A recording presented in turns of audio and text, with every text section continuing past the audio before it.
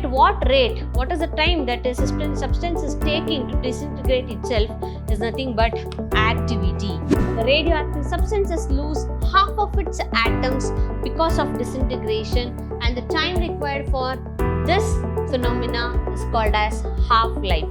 So what is mean life? It is the ratio of total life of all atoms to the number of atoms present in the sample at the beginning.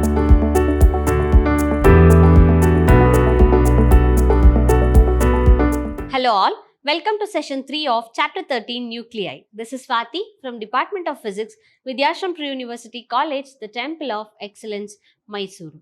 Dear children, in the last sessions we have studied about the constituents and properties, nuclear size, nuclear density, about the nucleons and many more things in the chapter Nuclei.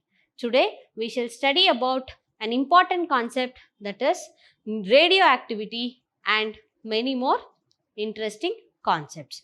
What is radioactivity? So the term radioactivity is not new for all of you. So radioactivity is nothing but the phenomenon of spontaneous disintegration of certain heavy nuclei or heavy elements with the emission of certain radiations. The best example to understand the radioactive material is uranium. So that is a kind of material or an element which undergoes spontaneous disintegration. What do you mean by spontaneous disintegration?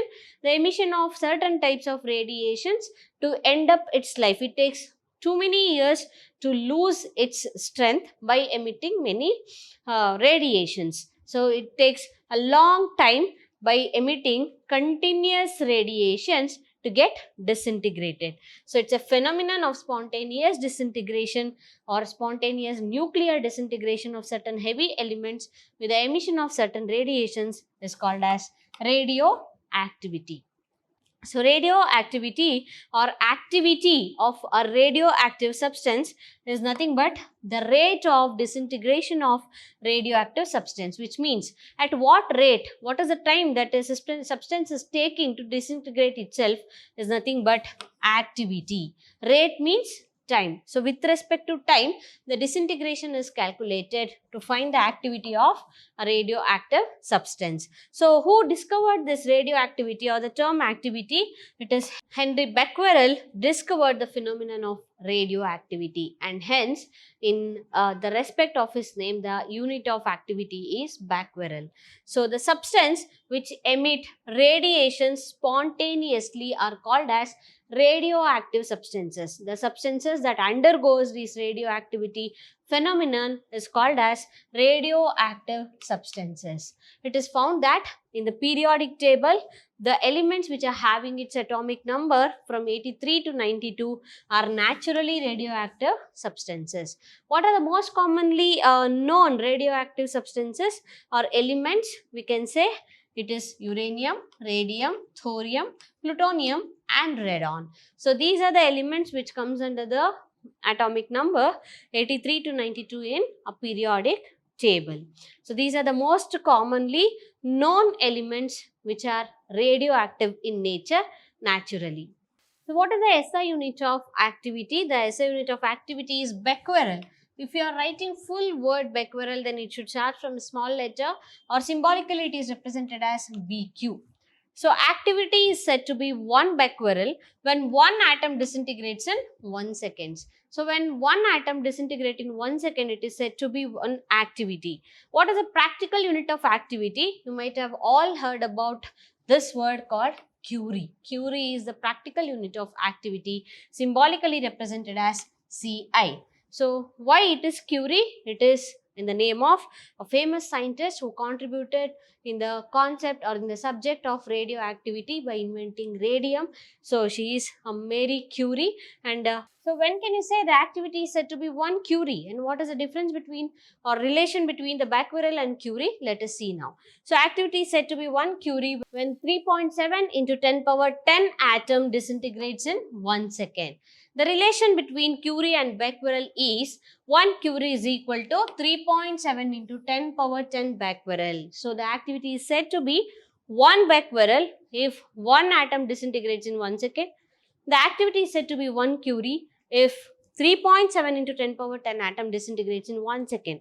So this is how they are related with each other.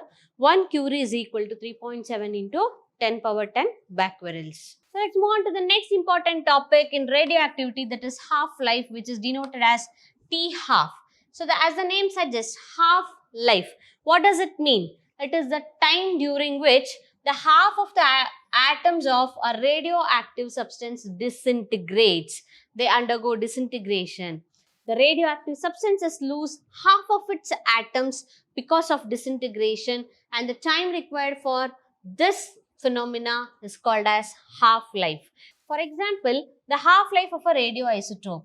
Half-life of cesium-137 is 30 years.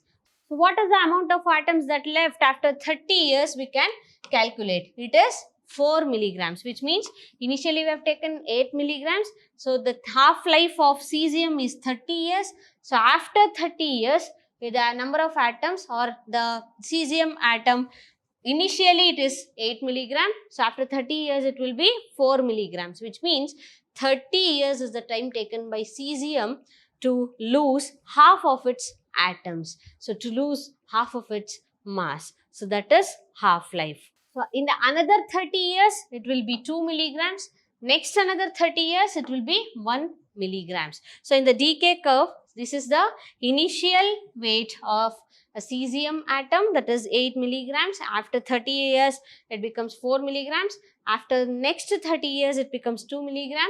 The next 30 years it takes to reduce it itself to 1 milligram. So the time required for itself to reduce half of its atoms due to disintegration is called as half-life. Now let us find the expression to find the half-life of any substance. We know that the number of radioactive nuclei present at any time is given as n is equal to n naught e power minus lambda t, that we have already discussed about it. So let us take it as an equation 1. When the time period is half-life, that is T half, number of atoms reduces to its half, that is n naught divided by 2, where n naught is the initial number of atoms. So substituting this values in first equation, we get n in the place of n, I am substituting n naught by 2, which is equal to n naught as it is writing e to the power minus lambda. In the place of t, I am substituting T half. So we can write this equation as cancelling n naught and n naught, we will get 1 by 2 is equal to e to the power, we have e power minus lambda t half. So it can be written as 1 divided by lambda t half, that is e to the power 1 divided by lambda t half. Now we can equate the denominators. So it is 2 is equal to e to the power lambda t half, or we can write this equation in a simple way as log 2 to the base e is equal to lambda t half. This is from this formula. When x is equal to e power y, we can write log x to the base e is equal to y. So according to this, we can write log 2 to the base e is equal to lambda T half. Now we need an expression only for half-life. So we can retain T half to LHS and bring all the terms to the other side, that we get log 2 to the base e divided by lambda.